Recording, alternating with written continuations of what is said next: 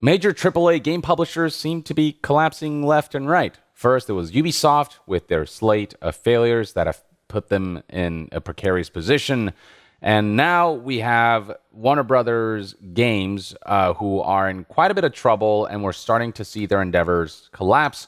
And they're really hoping for a Hail Mary of a recovery with future releases and projects, because right now they are way in the red. It all began with the failure of Suicide Squad Kill the Justice League, which executives thought would become their next billion-dollar product, only for it to be met with mixed critical reception and for its sales and player numbers to have far just come under what expectations were. And so with Episode 8 of Suicide Squad Kill the Justice League came the end of this live service. It does have an offline mode now, so players will be able to play the game, but not even Deathstroke's release was good enough to save this game. Not to mention that the ending of this title was so piss poor in its presentation, in what they did, where they backtracked everything and basically said that all those Justice League members you killed, they were clones, and made a lot of things that happened previously not matter. And also Wonder Woman is still dead, though. So I don't know. It's just one of the worst plots. And this ending really didn't do the journey here any favors, combined with the player numbers just being utterly abysmal, not peaking all that well, and then very quickly heading into the low triple digits with a sale that was like, I think the game was like going for $3. That was the only thing that boosted its numbers for a bit. But now it's back into the low triple digits, and that is just not viable for any live service. This is a flop so disastrous that it put Warner Brothers in a hole worth $200 million. And then beyond that came another live service that failed, and that was Multiversus. Right here we have an announcement from January 31st, 2025, where it was announced by the development team that after careful consideration, our next season will serve as the final season content update for the game.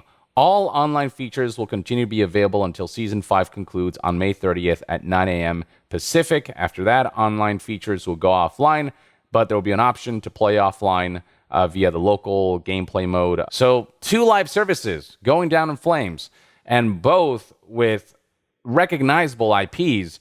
Obviously, with Suicide Squad, not only did it feature iconic villains, but also the entire Justice League.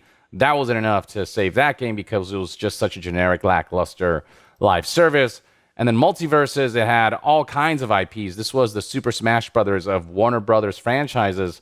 And even with all those famous characters and all those famous franchises all kind of crossing over, even then, Multiversus, the way the live service was handled was so poor that it ultimately ended up dying twice, by the way. I mean, this is the first time it launched, and it peaked, pretty well, but very quickly lost its players. Then it released again, and then very quickly lost its players because it was just a product that wasn't ready for launch, and there were aspects to its progression and monetization that people were not happy with, on top of the second release just for some reason being less feature complete than the beta. So it was just this whole mess, and that has led to 2 failed live services that has put Warner Brothers in what is now a $300 million in the red financial figure. That's the combination of Suicide Squad's failure and Multiversus' failure.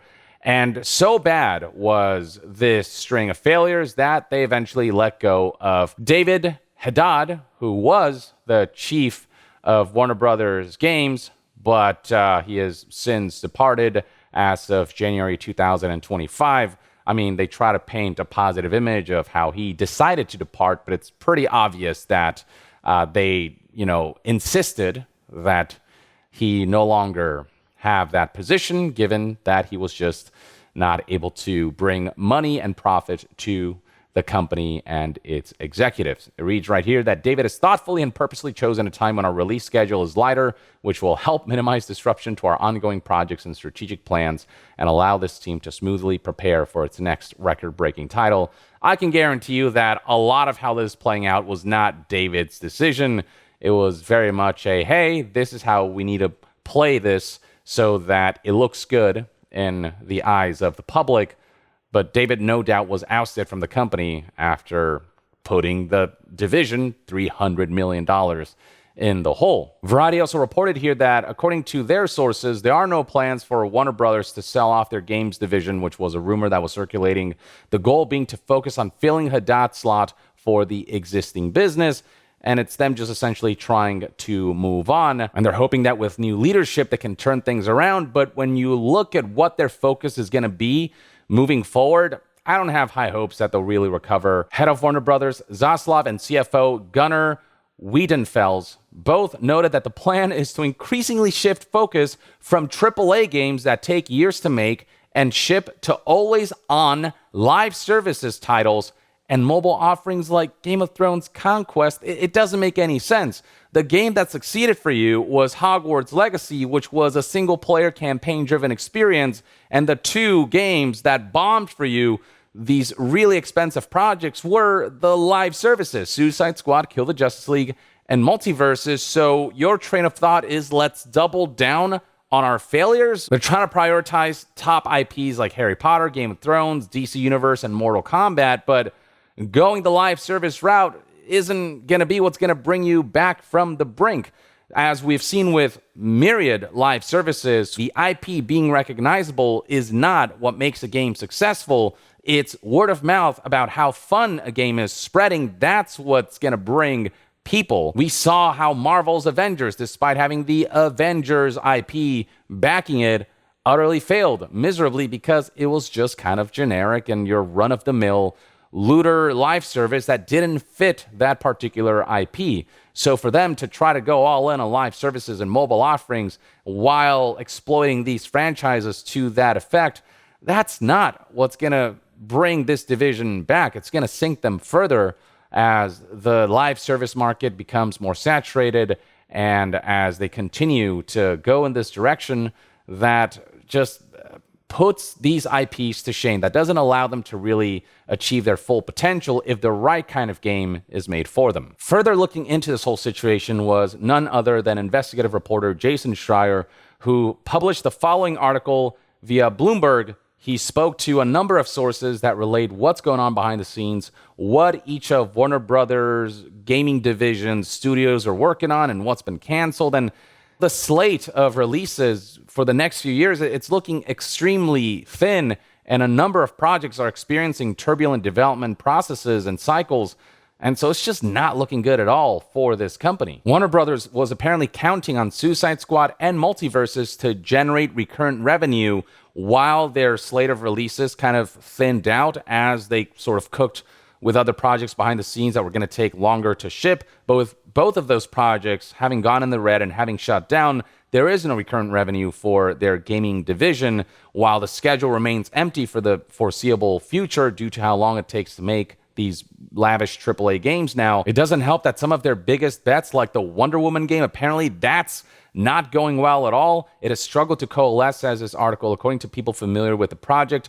Early last year, it was rebooted and switched directors. The game has already cost more than $100 million, and it's still years away from release if it ever ends up making it to market. Then sources that spoke to Bloomberg, to Jason Schreier, talked about just how awful Haddad's leadership was, how poor that leadership was. It was just a lack of a strong, cohesive vision. The way his mandates were described as years of ineffectual trend chasing and wasted development time. Yeah, that's the culmination of Suicide Squad Kill the Justice League. That is the most trend-chasing game that they could have assigned to Rocksteady, a studio traditionally known for their single-player campaign experiences that have set bars. You know what I mean? Like the Arkham series set bars for video games, for the superhero genre in video games. And look what they've been reduced to due to those piss-poor mandates. And throughout these struggles, Warner Brothers has burned a lot of bridges with key developers and staff members who have decided to leave to pursue greener pastures. And I mean, who can blame them? Something else that was noted is that Haddad, who again used to run Warner Brothers gaming division before he was ousted recently because of how much money he's cost the company, he doesn't play games. He's just this polished executive. And because he doesn't play games, it was difficult for developers to communicate with him about certain key decisions as to why the game that they're making should, pursue this direction, or why these decisions have to be made for the product to be good. And at the same time, communication with Haddad was difficult because he would take a lot of time, like a really long time, potentially months, to get back to developers when he was asked simple questions, whether it's big or small. So communication wasn't great, and a lot of that had to do with the fact that Haddad, just because he didn't play games, he didn't understand games and what makes them fun, and he just couldn't really have like a direct line of communication with the developers because Haddad just he isn't fit for that position because he doesn't play games. And so how can he steer a ship that he knows nothing about? And his lack of communication meant that a lot of time was wasted with teams feeling like they were stuck in limbo as they waited for decisions from Haddad and his team, who were very slow with decision making because they were just suits who really didn't understand game development. And then behind the scenes, things got politically complicated when AT&T acquired Warner Brothers, and then they merged with Discovery. And so it was said that there was just a lot going on politically within the organization. According to Martin Carrier, the former head of Warner Brothers Games Montreal, the focus on games was perhaps lost a little bit in the shuffle. The article then concludes by reporting what each studio under the Warner Brothers Games umbrella is up to, starting with Monolith Productions, who you will know as the developers of the Middle-earth series, Shadow of Mordor and Shadow of War. After the 2017 release of Shadow of War, which, while it did well commercially, but not as good as the first entry, Shadow of Mordor, the studio apparently began working on a new franchise that would experiment with procedural storytelling, but Warner Brothers executives weren't too keen on it, so the game's development kind of moved on slowly, and eventually in 2021, Warner Brothers decided to cancel that project. And with that, a lot of key staff, a lot of veterans like head of Monolith, Kevin Stephens, and most of his directors apparently quit, and they started a new studio with rival company EA. And then from there, Monolith shifted to developing a Wonder Woman game, except, again, that's not been going well. They were planning to implement a sort of reimagined version of the Nemesis system from the Middle-earth series of games, but that didn't really pan out, so they've had to shift direction to making this a more traditional action-adventure game. And then apparently there are issues with the game's technology, and then the fact that leadership has changed. All of that is just causing a tumultuous development pipeline that raises questions as to whether this Wonder Woman game can actually ship at any point, or if it'll be one of those projects that will fall off the wayside. Next up, we got Warner Brothers Games Montreal, who released Batman Arkham Origins back in 2013, and then in 2022, they released Gotham Knights, which didn't do particularly well. The plan was for them to overhaul the game and release like a Gotham Knights Next or a Gotham Knights 1.5 kind of a thing, but Warner Brothers executives weren't too keen on that. Eventually, Warner Brothers Montreal tried to pitch a John Constantine game, but executives wanted them to make a game based off of a hero who was more recognizable, so they chose The Flash, and apparently that game was in development.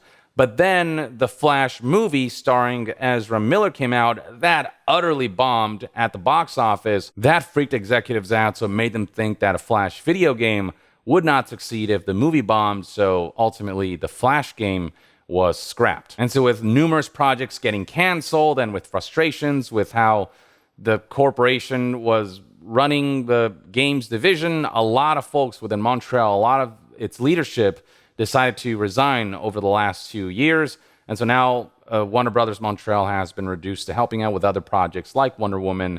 And then they're working on a pitch for a new Game of Thrones game that they're hoping will go through.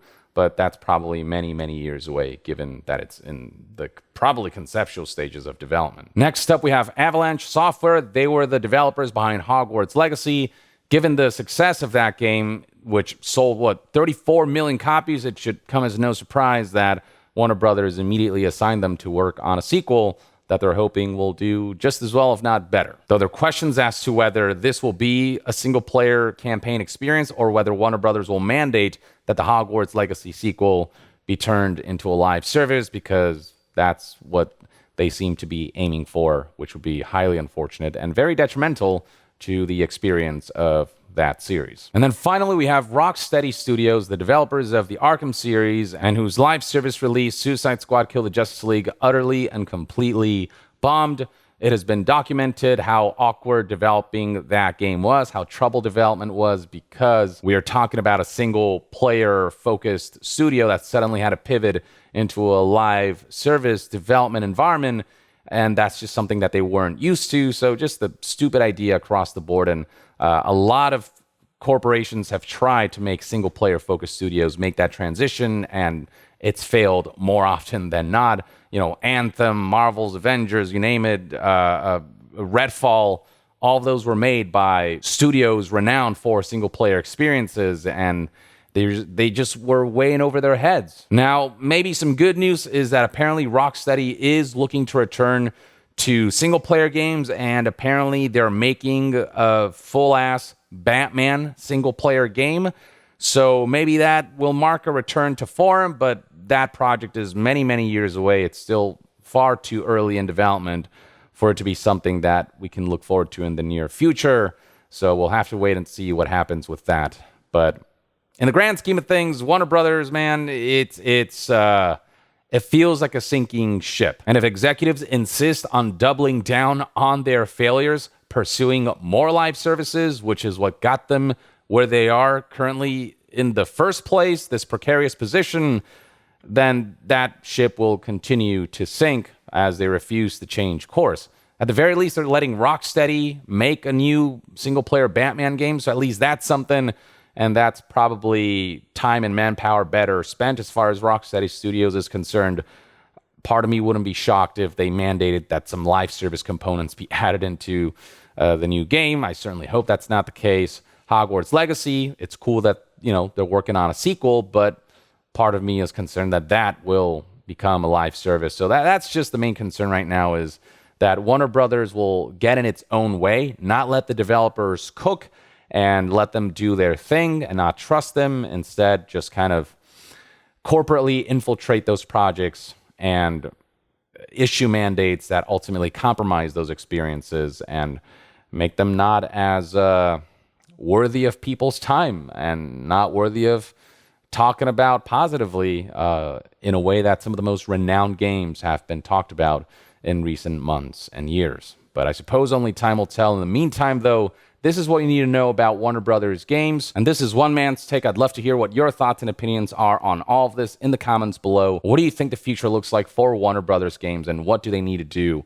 to come back? Share your thoughts in the comments below, and to be further updated on all things gaming news, reviews, and discussions, stay tuned right here on Young Yeah. I'll see you guys next time. Young out.